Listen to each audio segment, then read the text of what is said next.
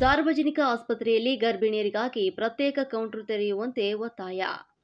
ಕೂಡ್ಲಿಗಿ ತಾಲೂಕು ಸಾರ್ವಜನಿಕ ಆಸ್ಪತ್ರೆ ಶಾಸಕರ ಕಾಳಜಿ ಫಲವಾಗಿ ಇತ್ತೀಚೆಗೆ ಸ್ವಲ್ಪ ಮಾತ್ರ ಸುಧಾರಿಸಿದೆ.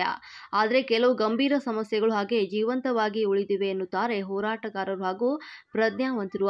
ಪ್ರತಿ ಗುರುವಾರದಂದು ತಜ್ಞ ವೈದ್ಯರಿಂದ ಗರ್ಭಿಣಿಯರ ತಪಾಸಣೆ ಮಾಡಲಾಗುತ್ತದೆ.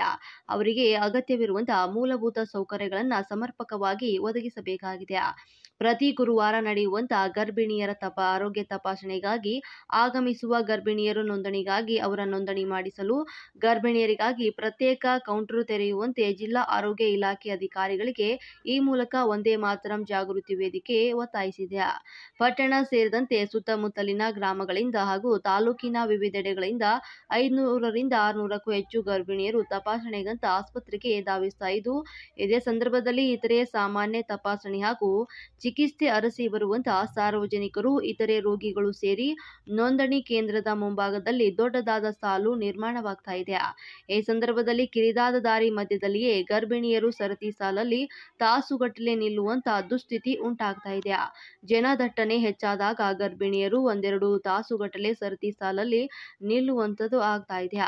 ಸರ್ವರ್ ತೊಂದರೆ ಇತ್ಯಾದಿ ವ್ಯತ್ಯಯಗಳಿಂದ ಸಂದರ್ಭದಲ್ಲಿ ಅನಿವಾರ್ಯವಾಗಿ ಗರ್ಭಿಣಿಯರು ದಾರಿ ಮಧ್ಯದಲ್ಲಿ ತಾಸುಗಟ್ಟಲೆ ಕಾಯುವುದು ಸರ್ವೇ ಸಾಮಾನ್ಯವಾಗಿ ಹೋಗಿದೆ. ಸಾಮಾನ್ಯರೇ ನಿಲ್ಲದಾಗದಂತ ಸಂದರ್ಭದಲ್ಲಿ ಗರ್ಭಿಣಿಯರು ಹೇಗೆ ತಾನೇ ನಿಂತುಕೊಳ್ಳೋದು ಸಾಧ್ಯ ಅಂತ ಯೋಚನೆಯನ್ನ ಮಾಡಿ. ಆದರೂ ಕೂಡ ಅವರು ಆ ಯಾತನೆಯನ್ನ ಅನುಭವಿಸ್ತಾ ಇದ್ದಾರೆ. ಈ ದೃಶ್ಯ ಎಂಥವರ ಮನಸ್ಸಲ್ಲೂ ಕೂಡ ತಲ್ಲಣಗೊಳಿಸದೇ ಇರದು. ದಾರಿಯಲ್ಲಿ ಹಾದು ಹೋಗುವ ಸಂದರ್ಭದಲ್ಲಿ ಒಬ್ಬರೊಬ್ಬರು ಆಕಸ್ಮಿಕವಾಗಿ ಜೋರಾಗಿ ತಾಗಿ ಪರಸ್ಪರ ವಾಗ್ವಾದ ಜಗಳಗಳು ಉಂಟಾಗ್ತಾ ಇವೆ. ಗರ್ಭಿಣಿಯರು ಹಾಗೂ ಸಾರ್ವಜನಿಕರೊಂದಿಗೆ ವಾಗ್ವಾದ ನಡೆಯುವುದು ಸಾರ್ವಜನಿಕ ಆಸ್ಪತ್ರೆಯಲ್ಲಿ ಸರ್ವೇ ಸಾಮಾನ್ಯವಾಗಿ ಹೋಗಿದೆ.